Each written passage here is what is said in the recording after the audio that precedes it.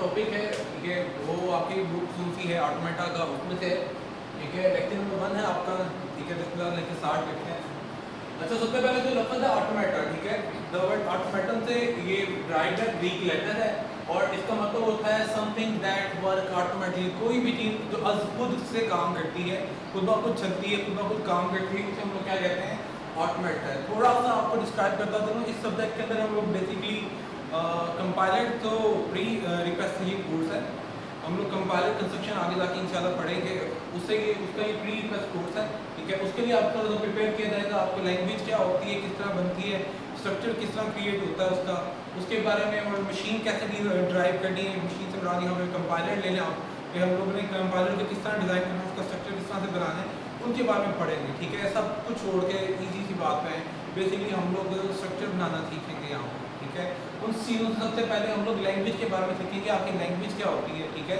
वापस आते हैं, लफ्ज़ क्या था, ऑटोमेटा, ठीक है, और इसका मतलब क्या है, समथिंग दैट वर्क ऑटोमेटिकली, ऐसी चीज, ऐसी मशीन, ऐसी डिवाइस, ऐसा सॉफ्टवेयर जो आज खुद आपके पास क्या करता है, वर्क करता है, काम करता है। सबसे पहले इसके लिए डिस्क्राइब कर लेते हैं हम लोग लैंग्वेज को, ठीक है, लैंग्वेज की कंस्ट्रक्शन पढ़नी है, लैंग्वेज के बारे में पढ़ना है। सबसे पहले लैंग्वेज को पढ़ लेते हैं। मोस्टली बच्चों को डेफिनेशन नहीं पता होती, जिससे पूछो तो अपने अपने मीनिंग डिफाइन करते हैं, फंक्शनैलिटी नहीं, हम डेफिनेशन की बात करते हैं, ठीक है। हम लोगों ने सबने तकरीबन सुन रखा है कि लैंग्वेज एक ऐसी चीज़ है जिसके जरिए हम लोग कम्युनिकेशन करते हैं, language is a communication tool.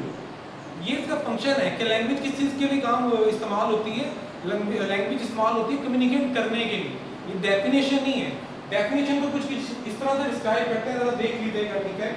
कहता है thing which contain a set of words and a set of rules, ऐसी चीज जिसके अंदर अल्फाज, हम लोग क्या पढ़े थे, लैंग्वेज क्या होती है, एक ऐसी चीज होती है जिसके अंदर अल्फाजों का मजमुआ भी होता है और साथ में साथ कवानीन का मजमुआ भी होता है। इससे मुराद क्या है, इससे मुराद ये है कि लेट आप लोगों ने बचपन से इंग्लिश लैंग्वेज सीखी होगी, पढ़ी होगी, इंग्लिश ग्रामर से आप पढ़ते आ रहे हो, आप लोगों को हमेशा देखो सिखाया जाता है, एक तो वोकैबुलरी आपको स्ट्रॉन्ग करने का कहा जाता है ना, कि वोकैबुलरी और उनके वर्ड्स के मीनिंग्स याद करो, आप लोग वो वर्ड और उनके मीनिंग याद करते हो। दूसरी चीज़ फिर आपको इंग्लिश के टीचर और भी सिखाते हैं, वो क्या होता है, अच्छा बेटा यहाँ पे सब्जेक्टिव आएगा, यहाँ पे वर्ब आएगा, यहाँ पे ऑब्जेक्ट आएगा, यहाँ पे एडजेक्टिव आएगा, यहाँ पे ये आएगा, ये अब आप लोग क्या करते हो, उन अल्फाजों को इन रूल्स के मुताबिक क्या करते हो, पुट करते हो, आपके पास क्या बनता है, एक सेंटेंस, वो सेंटेंस क्या करता है, आपकी बात दूसरे को कन्वे करता है। बात समझ आ रही है? तो इसलिए इसका मतलब क्या हुआ कि हमें लैंग्वेज को यूज करने के लिए हमें दो चीज़ें चाहिए होंगी, एक तो उस लैंग्वेज की वोकैबुलरी सीखनी पड़ती है, आपको उसके वर्ड्स याद करने पड़ते हैं, अल्फाज याद करने पड़ते हैं, दूसरा उसके रूल लिखने याद करने पड़ते हैं कि पहली जगह पे क्या आना है, दूसरी पोजीशन पे क्या क्या चीज़ें आ सकती हैं, तीसरे नंबर पे क्या आ सकता है, चौथे नंबर पे क्या आ सकता है। तो हम खाली अल्फाजों के जरिए कम्युनिकेट नहीं कर सकते, मुझे अगर इंग्लिश के वर्ड पता भी है, उनके मीनिंग भी पता है, तब भी मैं कम्युनिकेशन नहीं कर सकता जब तक कि मुझे उन रूल्स का ना पता चल जाए कि उनको किन तरतीब से बोलना है, यू, देयर, वेयर, ठीक है, गो, वेंट, गॉन, ये सारी चीज़ें कहाँ कहाँ पे आनी है, समझ आ रही है। दिस इज स्कूल, जब तक आपको पता नहीं कि यहाँ पे दिस लगना है, यहाँ पे इस लगना है, यहाँ पे स्कूल लगना, आप कभी भी अपनी बात कन्वे नहीं कर पाओगे। तो हमें लैंग्वेज को इस्तेमाल करने के लिए, लैंग्वेज बोलने के लिए दोनों चीज़ों की ज़रूरत होती है, इनकी एक तो रूल्स की और दूसरी चीज़ इनकी अल्फाज यानी कि वर्ड्स की, ठीक है। याद रहे ये रूल वो है जिनके जरिए, ठीक है, which are used to write the language, इसके जरिए आप ज़बान को लिखोगे। हर ज़बान के अपने रूल्स होते हैं और हर ज़बान के अपने ज़ख़ीरा अल्फाज यानी कि वर्ड होते हैं, ठीक है। हमें जब तक दोनों का इल्म नहीं होगा उस लैंग्वेज को नहीं सीख सकते, उस लैंग्वेज को नहीं बोल सकते। तो ये चीज़ें याद रखनी आपने, ठीक है। लैंग्वेज को लिखने के हमारे पास ऑटोमेटा में बहुत से तरीके हैं, ठीक है। एक तो डिस्क्रिप्टिव है, डिस्क्राइब करना, ठीक है, आप यहाँ पे डिस्क्रिप्टिव फॉर्म में भी उस लैंग्वेज को डिस्क्राइब करते हो, ठीक है। मैथ में भी आपने वर्ड सीखा हुआ है। एक रिकर्सिव मेथड है, ये भी हम आगे पढ़ेंगे। रेगुलर एक्सप्रेशन के जरिए भी हम लोग लैंग्वेज को लिख सकते हैं ऑटोमेटा में। फाइनाइट ऑटोमेटा के जरिए भी, फाइनाइट ऑटोमेटा है, आपके पास टीजी है, जीटीजी है, आपके पास एक्सेट्रा बहुत से तरीकेकार हैं, ठीक है, किसके लिए, लैंग्वेज लिखने के लिए, किसके अंदर, ऑटोमेटा में। तो ऑटोमेटा में लैंग्वेज लिखने के बहुत से तरीके हैं जिनको हमने सीखना है, ये आपका बेसिक गोल है इंशाल्लाह, ठीक है। आगे चलते हैं। अगली चीज है, लैंग्वेज हमारे पास दो कैटेगरीज में डिवाइड है। एक लैंग्वेज होती है फॉर्मल लैंग्वेज, एक होती है इनफॉर्मल लैंग्वेज।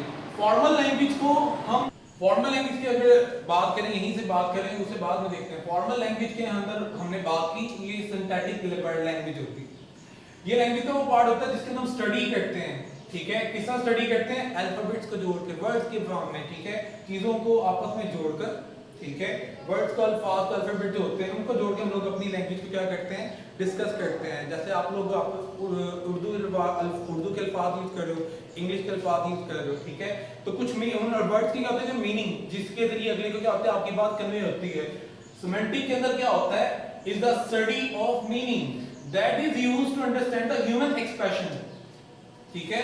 ये वो स्टडी है जिसके अंदर हम लोग मीनिंग को समझते हैं, किसके जरिए समझते हैं? Human, understand the human expression through the language, language के एक्सप्रेशन के थ्रू उसकी बात को समझने की कोशिश करते हैं। ये रूल्स के मुताबिक होती है, वो रूल्स से मुताबिक नहीं भी होती है, ठीक है।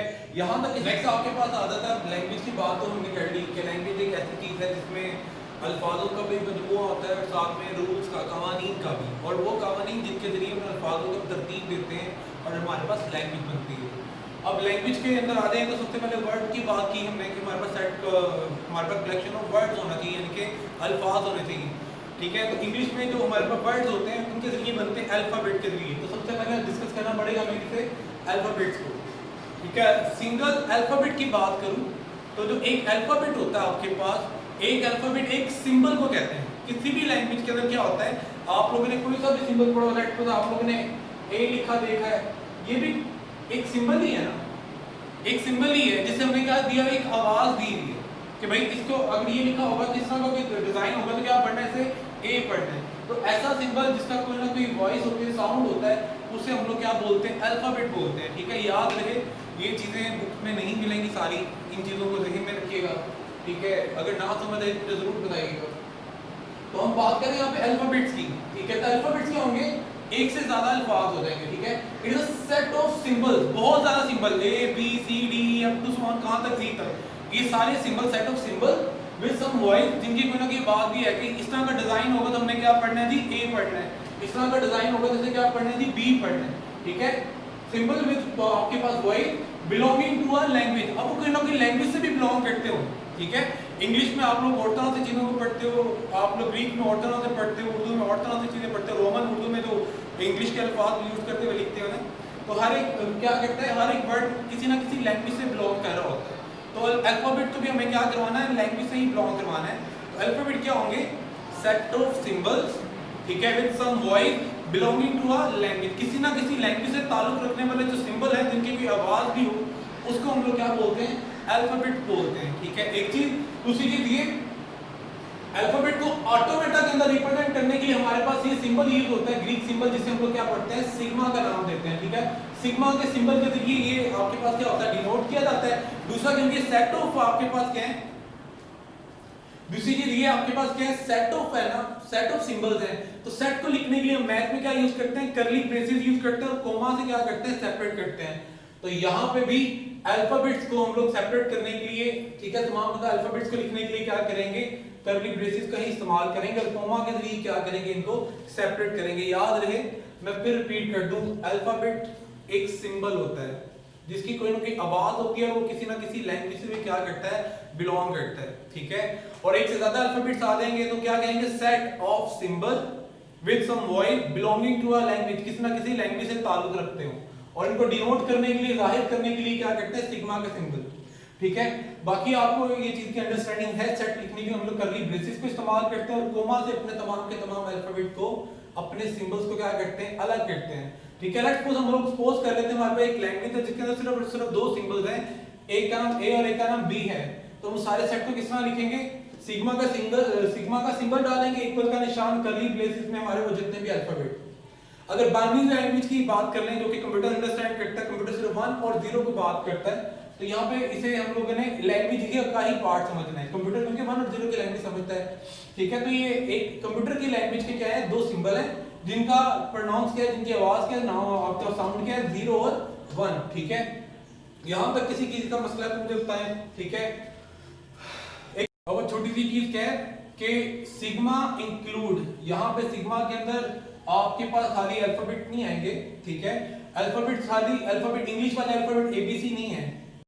सिग्मा के अंदर खाली इंग्लिश वाले अल्फाबेट नहीं आ सकते, हमारे पास डिजिट भी आ सकते हैं और बहुत सी वैरायटी ऑफ ऑपरेटेड या सिंबल वगैरह भी इस्तेमाल किए जा सकते हैं। यहाँ तक कोई मतलब तो नहीं है। याद रहे, मैं फिर तीसरी बार बात करता चलूं, अल्फाबेट से मुराद कोई ना कोई सिंबल है, ठीक है, जिसकी कोई ना कोई प्रोनाउंसिएशन की आवाज भी हो और किसी लैंग्वेज से भी बिलोंग करता हो। नेक्स्ट नेक्स्ट तो हमारे पास जो चीज आ जाएगी वो क्या आ जाएगी, स्ट्रिंग आ जाएगी, ठीक है।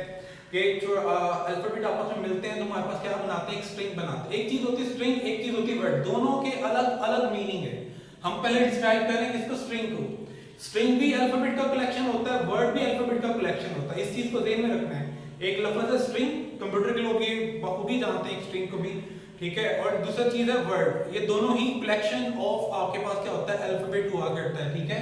तो सबसे पहले बात करें स्ट्रिंग की, तो इसकी भी वही डेफिनेशन है कि कंकैटिनेशन, जोड़ देना। यहाँ पे सम और एडिशन का वर्ड यूज नहीं होगा, ठीक है। याद रहे मैथ में सम और एडिशन यूज करते हैं, जिसमें 1 और 2 को प्लस करते हैं, एक नई शक्ल का सिंबल आ जाता है 3।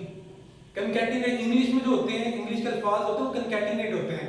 अगर मुझे लिखना है यू, तो वाई एज इट इज उठा के लिखूंगा, ओ को एज इट इज उठा के लिखूंगा, यू को एज इट इज, तीनों को इकट्ठा मिला के लिख दिया। तो ये मिला कर लिख देने का अमल क्या कहलाता है, कंकैटिनेट करना, ठीक है, कंकैटिनेशन। तो कहता है concatenation of finite symbol. Finite मतलब महदूद, ला महदूद नहीं, वो नहीं कि तुसी दिस लिखना है तो आगे लिख दो टी एच आई एस से आगे डॉट बना देते हो, जायदार है जायदार, फाइनाइट लिमिटेड, ठीक है। कंकैटिनेशन ऑफ फाइनाइट सिंबल, कहां से ये सिंबल उठाने, कहां से, फ्रॉम द अल्फाबेट। अल्फाबेट कौन से, लेट्स सपोज हमारे पास ये वाले अल्फाबेट्स हैं। अगर हमारे पास लैंग्वेज में ए और बी हैं तो इससे मिलके जो अल्फाज बनेंगे कौन से बन सकते हैं, ए बन सकता है, ए बी बन सकता है, डबल ए बन सकता है, बी बन सकता है, double B, triple B, A B B A, इस तरह का कोई सा भी कॉम्बिनेशन, क्योंकि लैंग्वेज के अंदर हमारे पास सिंबल ही हमें दो है ना। अगर 3 होते ए बी सी तो हमारे पास जो अल्फाज आते हैं वो ए, उनके अंदर ए भी इंक्लूड हो सकता था, बी बी सी बी, या तीनों का कोई सा भी कॉम्बिनेशन, ठीक है। तो स्ट्रिंग के बारे में बस इतना ही याद रखना है कि कंकैटिनेशन होता है, इनका कंकैटिनेशन होता है, अल्फाबेट्स का कंकैटिनेशन होता है, ठीक है। इसके अंदर अल्फाबेट यानी कि एबीसी वगैरह भी आ सकती है, डिजिट भी आ सकते हैं, और ऑपरेटर या सिंबल वगैरह भी आ सकते हैं, ठीक है। लेकिन ये एक पर्टिकुलर मीनिंग नहीं रखते, इनका कोई मीनिंग नहीं होगा वर्ड्स का। चलो एक को तो हम जानते हैं कि उर्दू में हम लोग इसे वन भी कहते हैं, एक भी कहते हैं। एक इस तरह का कोई वर्ड नहीं है हमारे पास इंग्लिश का, इस तरह का कोई वर्ड नहीं, इसकी कोई पर्टिकुलर मीनिंग नहीं है, लेकिन फिर भी क्या है, ये अल्फाज हैं, वर्ड्स हैं, ठीक है। तो ऐसे वर्ड जिनके कोई ना कोई मीनिंग नहीं होते उनको हम लोग पर्टिकुलरली क्या कह देते हैं, स्ट्रिंग कह देते हैं, ठीक है। जैसे आप लोग ने किसी को खामोश करना हो तो मैसेज में टाइप करते हो S H S H S H, तो इसका कोई पर्टिकुलर मीनिंग नहीं है, ठीक है। ये क्या कहलाती है हमारे पास, एक स्ट्रिंग कहलाती है, ठीक है। एक दूसरी चीज, तीसरी चीज ये कहता है sometimes string with no symbol, एक ऐसी स्ट्रिंग जिसमें कोई सिंबल नहीं, मतलब कि एक अल्फाज, ठीक है। जैसे आप मैथ में कहते हैं नल, ठीक है, हर सेट का एक सबसेट होता है, वो क्या होता है, खाली सेट, ठीक है। उसी की बात की जा रही है, ठीक है, कि हमारे पास कभी कभी ऐसी स्ट्रिंग भी होती है जिसमें कोई ना कोई भी वर्ड नहीं होता, यानी कि वहां पे कोई चीज एग्जिस्ट नहीं करती, तो वहां पे हम लोग क्या करते हैं, लैम्डा का इस्तेमाल करते हैं। ग्रीक के दो सिंबल, ठीक है, एक स्मॉल लैम्डा और एक आपके पास कैपिटल लैम्डा। स्मॉल लैम्डा को यू लिखा जाता है, कैपिटल लैम्डा को यू। इसके जरिए हम लोग क्या करते हैं, अपने एम्प्टी स्ट्रिंग को या खाली स्ट्रिंग को या नल स्ट्रिंग को क्या करते हैं, डिनोट किया करते हैं। यहां तक किसी किस्म का कोई इशू, यहां तक किसी चीज में मसला हो तो मुझे जरूर बताइएगा, ठीक है। अल्लाह।